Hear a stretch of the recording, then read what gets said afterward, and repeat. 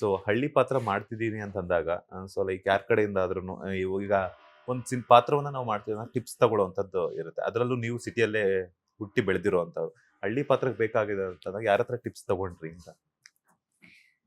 ನಿಮ್ಗೆ ಗೊತ್ತಾ, ನಾವು ಸೆಟ್ಟಲ್ ಶೂಟಿಂಗ್ ಮಾಡ್ತಿದ್ದಾಗ ಎಷ್ಟು ಹುಡುಗರು ಸ್ಕೂಲ್ ಮುಗಿಸ್ಕೊಂಡು ನಮ್ ಸುತ್ತ ಬಂದ್ ಮುತ್ಕೊಳ್ಳೋರು ಅಂದ್ರೆ ಅಲ್ಲೊಂದ್ 20 ಜನದ ಮೇಲೆ ಅವ್ರು ಕಚ ಕಚ ಕಚ ಕಚ ಮಾತಾಡ್ತಾನೆ ಇರೋರು. ಸೊ ಐ ಥಿಂಕ್ ಹಳ್ಳಿ ಭಾಷೆ ಏನಿದೆಯೋ ಬಾರೋ ಇಲ್ಲೇ ನೋಡ್ಲಾ ಹೆಂಗ್ ಮಾತಾಡ್ತಿದ್ರು ಅಂದ್ರೆ ಅಲ್ಲಿಂದಾನೇ ಪಿಕಪ್ ಆಗ್ಬಿಡುತ್ತೆ. ನಾವು 40 ಡೇಸ್ ಶೂಟಿಂಗ್ ಮಾಡಿದೇವಾ. ಸೊ ನನ್ ಅಸಿಸ್ಟೆಂಟ್ ಒಬ್ಳು ಚೈತನ್ಯ ಅಂತ, ಚೈತ್ರ ಅಂತ, ಇಬ್ರು ನನಗೆ ಹಳ್ಳಿ ಸೈಡ್ ಹೇಗಿರುತ್ತೆ ಅಂತ ಹೇಳ್ಕೊಟ್ಟಿದ್ದಾರೆ. ಅಕ್ಕ ಇದ್ ನೋಡಿ ಅದ್ ನೋಡಿ, ಈ ತರ ಮಾತಾಡೋದು, ನಮ್ ಕಡೆ ಈ ತರ ಮಾಡ್ತಾರೆ. ಸೊ ಇದಕ್ಕೋಸ್ಕರನೇ ನಾನು ಬೇರೆ ದಿನ ಕೊಟ್ಟು ಪ್ರಿಪರೇಷನ್ ಅಲ್ಲ, ಬಟ್ ನಾವು ಹಳ್ಳಿಲೇ ಶೂಟಿಂಗ್ ಮಾಡ್ತಿರೋದ್ರಿಂದ ಆ ಭಾಷೆ ಅಲ್ಲಲ್ಲಿಗೆ ಪಿಕಪ್ ಆಯ್ತು. ಅಂಡ್ ನನ್ ಪಾತ್ರ ಕಾವ್ಯ ಬಂದು ಸಿಟಿಲಿ ಓದು ವಾಪಸ್ ಹೋಗಿರೋಳು. ಅವಳ ಹಳ್ಳಿನಲ್ಲಿ ಏನೇ ಸಮಸ್ಯೆ ಇದೆಯೋ ಅದನ್ನ ಸಾಲ್ವ್ ಮಾಡೋದಕ್ಕೆ. ಹಾಗಾಗಿ ಅವಳಲ್ಲಿ ಒಂದು ಮಾಡರ್ನ್ ಲೋಕ ನೋಡಿ ಹೋದಿದ್ ತರಾನೇ ಎಜುಕೇಟೆಡ್ ಆಗಿರ್ತಾಳೆ. ತೀರಾ ಹಳ್ಳಿ ಹುಡುಗಿ ತರ ಆಡಲ್ಲ, ಸ್ಮಾರ್ಟ್ ಎಜುಕೇಟೆಡ್ ಮಾಡರ್ನ್ ಅಂತಾನೆ ಹೇಳ್ಬೋದು. ಬಟ್ ಅವಳ ಸ್ವಂತ ಇಚ್ಛೆಯಿಂದ ಆ ಒಂದು ಹಳ್ಳಿ ಲೈಫ್ನೇ ಅವಳು ಆಕ್ಸೆಪ್ಟ್ ಮಾಡ್ಕೊಂಡಿದ್ದಾಳೆ, ಆ ತರ. ಸೊ ಮಿಕ್ಸ್ ಇದೆ.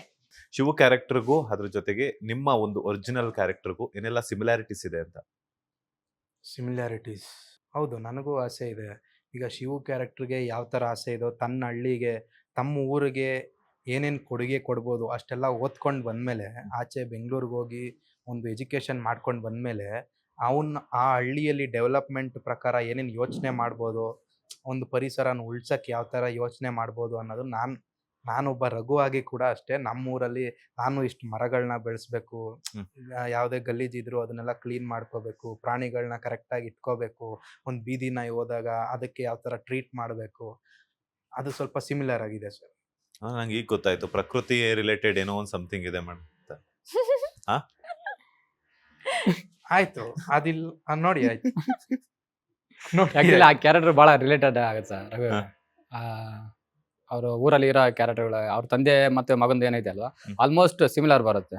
ನಾವು ರೈಟಿಂಗ್ ಅಲ್ಲಿ ಅವ್ರು ಏನ್ ನಾವ್ ಇಲ್ಲಿ ಬರ್ದಿದ್ವಲ್ಲ, ರಿಲೇಟಬಲ್ ಇದೆ. ಆಮೇಲೆ ಸಿನಿಮಾದಲ್ಲಿ ತಂದೆ ಮತ್ತೆ ತಾಯಿ ಅಂತೀನಿ, ಮಗ ಮತ್ತೆ ತಾಯಿದು ಕೂಡ ಒಳ್ಳೆ ಬಾಂಡಿಂಗ್ ಇರುತ್ತೆ ಈ ಸಿನಿಮಾದಲ್ಲಿ.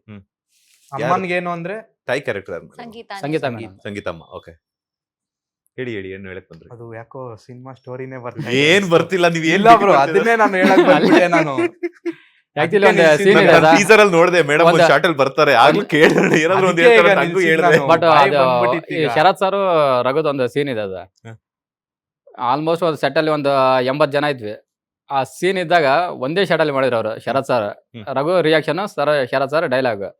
ಆಲ್ಮೋಸ್ಟ್ ಒಂದೇ ಟೇಕ್ ಒಂದು 2 minutes ಬರುತ್ತೆ. ಅದು pin drop silent, emotion scene set full ಇದೆ. ಲಾಸ್ಟ್ ಎಲ್ಲರೂ ಚಪ್ಪಾಳೆ ಹೊಡೆದ್ರು. ಸರ್ ತುಂಬಾ ಅಷ್ಟು ಇನ್ವಾಲ್ವ್ ಮಾಡ್ಬಿಟ್ರು ಸರ್. ಅವ್ರು ಹೇಳ್ತಿದ್ದ ರೀತಿಗೆ ನಂದು ಬರೀ ರಿಯಾಕ್ಷನ್ ಅಷ್ಟೇ ಇದ್ದಿದ್ದು. ಬಟ್ ಅವ್ರು ಮಾಡಿದ ಆಕ್ಟ್ಗೆ ನಮ್ಮಲ್ಲಿ ಏನ್ ರಿಯಾಕ್ಷನ್ ಬರ್ಬೇಕಿದ್ದು ಅದು ಆಟೋಮೆಟಿಕ್ ಕಣ್ಣಲ್ಲಿ ಆಟೋಮೆಟಿಕ್ ಅಂತ. ಅದೇ ತರ ಇನ್ನೊಂದು ಮ್ಯೂಸಿಕ್ ಡೈರೆಕ್ಟರ್ ಇದಾರೆ, ಆ ಸೀನ್ಗೆ ಇನ್ನೂ ಒಂದು ಲೆವೆಲ್ ತಗೊಂಡೋಗಿದ್ದಾರೆ. ಆ ಎಮೋಷನ್ ಸೀನ್ಗೆ ಬೇರೆ ಲೆವೆಲ್. ಒಂದು ಪ್ಲಸ್ಸೇ ಸರ್ ನಮ್ಮ ಮ್ಯೂಸಿಕ್ ಡೈರೆಕ್ಟರ್ ಇಂದ. ನಮ್ಗೆ ಆಕ್ಚುಲಿ ಚೆನ್ನಾಗಿ ಅನಿಸ್ತಾ ಇದೆ, ನಮಗೆ ಖುಷಿ ಇದೆ. ನಾವು ಇವಾಗ ಏನು ನಮ್ಮ ಮ್ಯೂಸಿಕ್ಗೆ ಏನು ಮಾಡಿದ್ದಾರೆ ನಮ್ಮ ಮ್ಯೂಸಿಕ್ ಡೈರೆಕ್ಟರ್ ಆಗಿರ್ಬೋದು, ನಮ್ಮ ಎಡಿಟಿಂಗ್ ಸೆನ್ಸ್ ಆಗಿರ್ಬೋದು, ನಮ್ಮಲ್ಲಿ ಒಂದು ಖುಷಿ ಇದೆ. ಒಂದು ಒಳ್ಳೆ ಸಿನಿಮಾ ಮಾಡಿದೀವಿ ಅನ್ನೋ ನಮಗೆ ಖುಷಿ ಇದೆ. ಅದಾದ ನಂತರ ಜನನೇ ನೋಡಿ ಹೇಳ್ಬೇಕು ಯಾವ ಥರ ಆಗಿದೆ, ಏನು ತಪ್ಪುಗಳಿದ್ರೆ ಹೇಳ್ದಾಗೂ ತಿದ್ಕೊಂಡು ಮುಂದೆ ಇನ್ನೂ ಒಳ್ಳೊಳ್ಳೆ ಸಿನಿಮಾಗಳು ಮಾಡಬೇಕು ಅನ್ನೋ ಆಸೆಗಳು. ಶೂಟಿಂಗ್ ಲೊಕೇಶನ್ಗೆ ಏನೋ ನಿಮ್ಮ ಫಾದರ್ ಏನು ಬಂದಿದ್ರ? ಬಂದಿದ್ರು. ಅಪ್ಪ ಬಂದು ಆಕ್ಟ್ ಮಾಡೋವಾಗ ಏನಿಲ್ಲ, ಅಪ್ಪ ಬರ್ಲಿ ಯಾರೇ ಬರ್ಲಿ ತೊಂದರೆ ಇಲ್ಲ, ಅದ್ರಲ್ಲೇನು ತೊಂದರೆ ಇಲ್ಲ. ಕಾಳಾಗ್ದಾಗೆ ತೊಂದರೆ. ಎಸ್, ಫೈನಲಿ November 7th ಕರ್ನಾಟಕದಾದ್ಯಂತ ರಿಲೀಸ್ ಆಗ್ತಾ ಇದೆ. ಎಷ್ಟು ಥಿಯೇಟರ್ಗಳಲ್ಲಿ ರೋಣ ಸಿನಿಮಾವನ್ನ ಎಕ್ಸ್ಪೆಕ್ಟ್ ಮಾಡಬಹುದು ಅಂತ? ಬ್ರೋ, ನಾವು ಒಂದು 25 to 30 ಸ್ಕ್ರೀನ್ಸ್ ಅಂತ ಮಾಡಿದೀವಿ. ಯಾಕಂದ್ರೆ ಈಗ ನಾನು ಹೊಸಬ ಇರೋದ್ರಿಂದ, ನಮ್ಮ ಟೀಮು ಹೊಸಬ ಇರೋದ್ರಿಂದ, ನಾನೊಂದು 100 ಥಿಯೇಟ್ರಲ್ಲಿ ರಿಲೀಸ್ ಮಾಡಿದ್ರೆ ನನ್ನ ನೋಡಿ ಬರಬೇಕು ಅಂತ ಏನಿಲ್ಲ. ನಾನೀಗ ಸಣ್ಣ ಇಷ್ಟದ್ರಲ್ಲೇ ಪ್ರೂವ್ ಮಾಡ್ಕೊಂಡ್ರೆ ಖಂಡಿತ ಅದು ಚೆನ್ನಾಗಾದ್ರೆ ಖಂಡಿತ ಶೋಸ್ ಕೂಡ ಎಕ್ಸ್ಟೆಂಡ್ ಆಗ್ಬೋದು.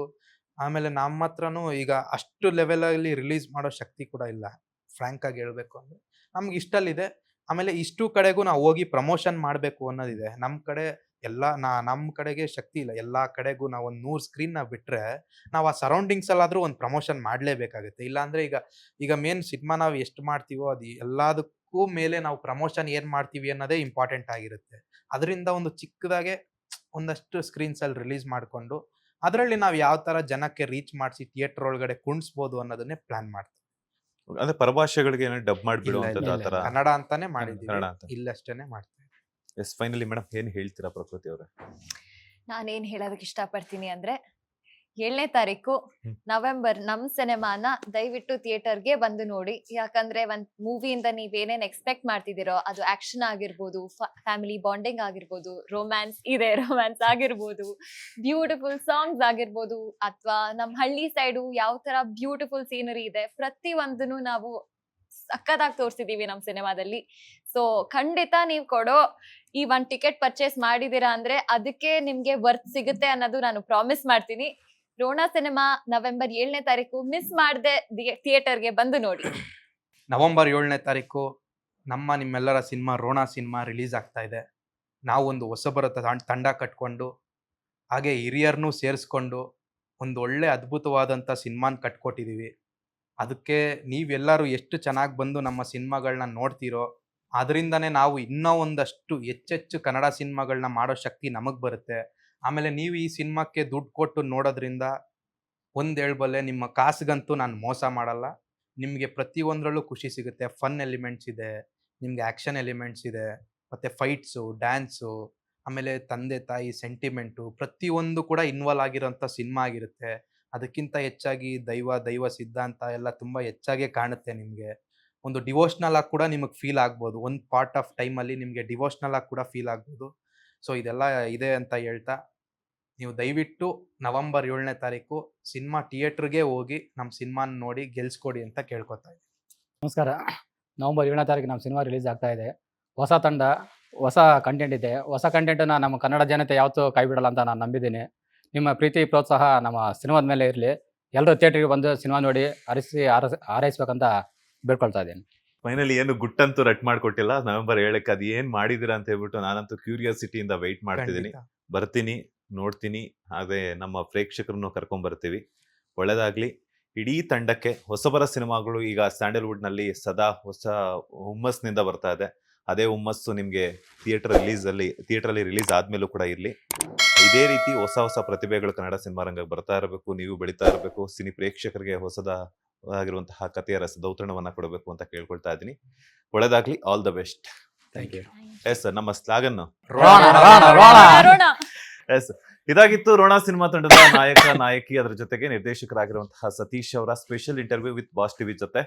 ಇದೇ ನವೆಂಬರ್ 7ನೇ ತಾರೀಕು ಕರ್ನಾಟಕದಾದ್ಯಂತ ರೋಣ ಸಿನಿಮಾ ತೆರೆಗೆ ಬರ್ತಾ ಇದೆ. ಸೊ ದಯವಿಟ್ಟು ನಿಮ್ಮ ಹತ್ತಿರದ ಚಿತ್ರಮಂದಿರಗಳಿಗೆ ಹೋಗಿ ರೋಣ ಸಿನಿಮಾವನ್ನ ವೀಕ್ಷಿಸಿ. ಅದರ ಜೊತೆಗೆ ನಿಮ್ಮ ಸೋಷಿಯಲ್ ಮೀಡಿಯಾ ಖಾತೆಗಳಲ್ಲಿ ನಿಮ್ಮ ಅನಿಸಿಕೆ ಮತ್ತು ಅಭಿಪ್ರಾಯಗಳನ್ನ ಹಂಚಿಕೊಂಡು ಹೊಸ ಕಲಾವಿದರಿಗೆ ಪ್ರೋತ್ಸಾಹ ನೀಡಿ ಅನ್ನುವಂಥದ್ದೇ ಇವತ್ತಿನ ಸ್ಪೆಷಲ್ ಇಂಟರ್ವ್ಯೂ. ಮತ್ತಷ್ಟು ಇಂಟ್ರೆಸ್ಟಿಂಗ್ ಇಂಟರ್ವ್ಯೂಸ್ ಒಂದಿಗೆ ಮತ್ತೆ ಸಿಗ್ತಾ ಇರ್ತೀನಿ. ಅಲ್ಲಿವರೆಗೂ ನೋಡ್ತಾನೆ ಇರಿ ಬಾಸ್ ಟಿವಿ ಕನ್ನಡ. ಧನ್ಯವಾದಗಳು. ಲೇಟೆಸ್ಟ್ ಹಾಗೂ ಇಂಟ್ರೆಸ್ಟಿಂಗ್ ಸುದ್ದಿಗಳಿಗಾಗಿ ಬಾಸ್ ಟಿವಿ ಕನ್ನಡ ಚಾನೆಲ್ನ ಸಬ್ಸ್ಕ್ರೈಬ್ ಮಾಡಿ. ಹಾಗೆಯೇ ಬೆಲ್ ಐಕಾನ್ ಪ್ರೆಸ್ ಮಾಡಿ. ಇದರ ಜೊತೆಗೆ ಫೇಸ್ಬುಕ್, ಇನ್ಸ್ಟಾಗ್ರಾಮ್, ಎಕ್ಸ್ನಲ್ಲೂ ಮಿಸ್ ಮಾಡದೆ ಫಾಲೋ ಮಾಡಿ.